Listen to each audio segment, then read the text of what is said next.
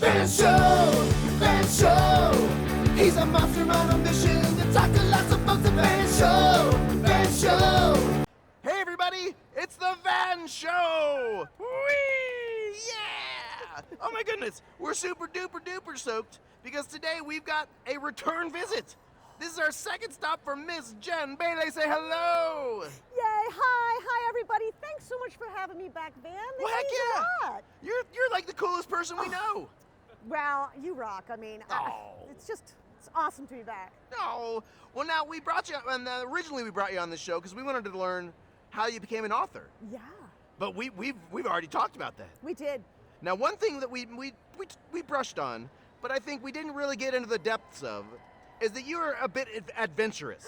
Love an adventure. Love to try something new. Love to go somewhere new. Love it. Yeah, and you've been on an extensive amount of adventures to all kinds of different places.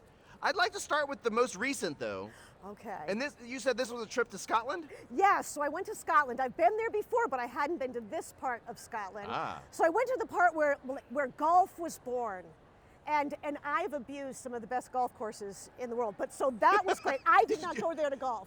Well, I like that you termed it, I abused them. I did. I did.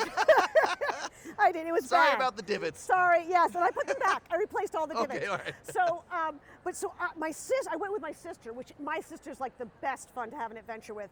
So she did the golfing, and I did the wandering. You know, in Scotland, they actually have a law. There is a right to roam in Scotland, so you can go anywhere. Isn't that fabulous? As in, like, there's no private spaces that are off limits? You have a right to be there. Nothing, I mean, you'd have to there might be some technical stuff, but no, you have that right. You have the right to wander properties and that's why you get stiles over the fences and stuff. So I did a lot of roaming and I met all the dogs in Scotland, which was fantastic. Wow, every dog? Every single one. I love that. So now that was the most recent adventure. That was. I also read that you've swam with the dolphins. I did get to swim with dolphins. Oh, that was like, besides meeting you. Well. That was like a real highlight. Yeah, I got to go. I think I was in Bermuda, and I got to go and truly swim with them. I have swum with them by accident. Do what now? I was out off the coast of the Outer Banks, North Carolina, and I was in the water and they swam by, but that wasn't the same thing. In Bermuda, I got to touch one and to give one a fish. Really? And to swim with them. Yeah, it was really neat. Now I want to ask because I know, you one of your goals in life is to be a dolphin. Yes. Like from childhood, I've read. Yes, I couldn't get the breathing down. I tried. That's hard. And I tried to get that jump. I wanted to do that jump so much, and it just I always had to have something to jump off of, like the bottom of the pool or the water. But it looks so effortless, that leap that they do.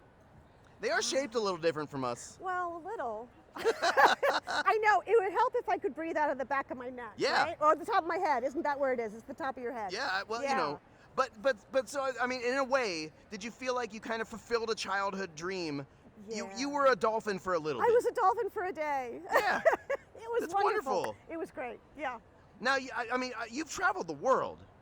Yes. Can you think of I know it's hard to say this is my favorite thing I've ever done. I mean, but I guess the Jenn Bailey right now, like at this very moment, very very be here now, like mindfulness kind of Jenn. Okay. What was your favorite? Okay, go ahead. Mindful. Did I say that? Yes, you did. Yeah, but okay, I'm thinking me. Mindful. No. I just mean because I feel like when someone asks you what's your favorite thing, you're always going to answer what my favorite thing is at this very moment. That's very true. It's always changing. That's true. It's not an immutable kind of thing. So can you tell us right now, what was your favorite trip you ever took? Oh, wow.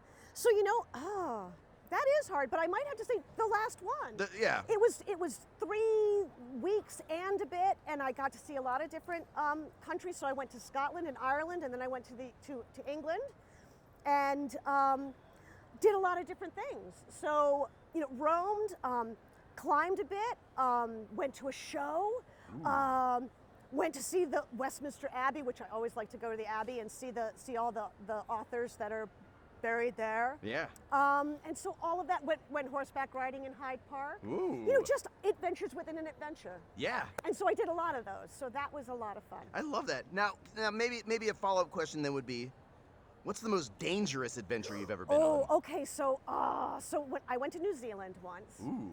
And I am a chicken when it comes to being up high. I don't like to be up high looking down at things. So I'll probably never go skydiving.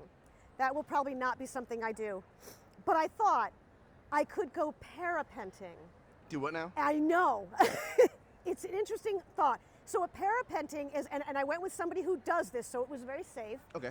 But it's like a hang glider, and you run with them and you run off a mountain. What? And then you think, well, that sounds not anywhere near No. as It doesn't sound very safe. No, but it was great because I had somebody who really knew how to do this, and you run, and the wing kind of lifts you up. So before you actually get to the edge, you're kind of up. Whoa. If you're running fast enough. You have to run very fast.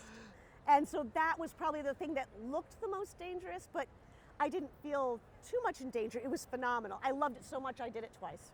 That's incredible. Now, okay, so we do want to talk a little bit about books. Yeah. We can't be all adventure, although I do love this. So I'd like to talk about the new book that you got here. This one, Henry's Picture Perfect Day. Yeah. Yeah, so here's kind of a brand new adventure for Henry. Yeah. Because it's picture day at school, Uh-oh. which is a thing. He's being told that he should have been practicing smiling, which it's like, oh my gosh, if you didn't practice, are you going to do it right? Right. And he's wearing a shirt with stripes. Now, here's the problem with the shirt with stripes. Vivienne, his friend, tells him, stripes make you look taller. But he's not taller. So his shirt is a liar. So that's a problem. And then he's got a loose tooth. Oh, no. So there's a lot of things that poor Henry has to figure out in this book. Man. You know. So what was the inspiration for doing a book about picture day? You know, part of it was probably because I had, been on this great adventure with my sister. She used to hate to get her picture taken. Oh. Absolutely hated it. She'd run away and hide. We had to drag her back. And pictures can be hard for people. They think, like I'll see myself in a picture and I'll go, oh, I don't like how I look in that. Sure. Or I wish something was different. And what you have to realize is the picture is there so people can see that you were part of this moment or this memory, or you were sharing this time with friends.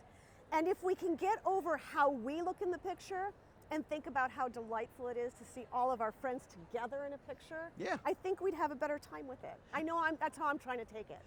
Last time we talked about you as a Lego master.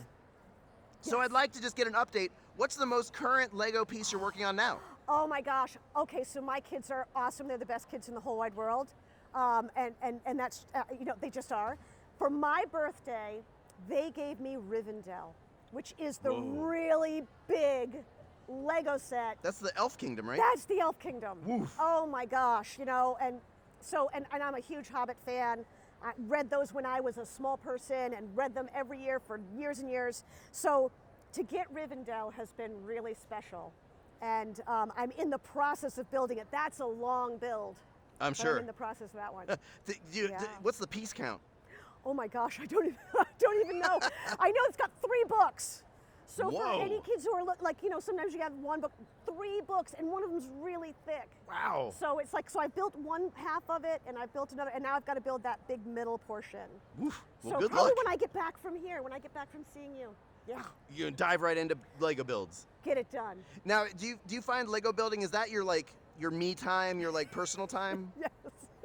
It's, you know what it is? It's like I'm doing something that's creative, and that I'll have a product at the end where it's like, oh, look at that, that's so cool. How fun is that? And yet I get to think about a lot of other things. So actually when I want to think about stories that I want to write, a Lego's a great time for me to do that. Oh, yeah, So I love part that. of me's doing this, but part of me's doing that. And they're so creative that I like to have, it just kind of sparks creativity in me.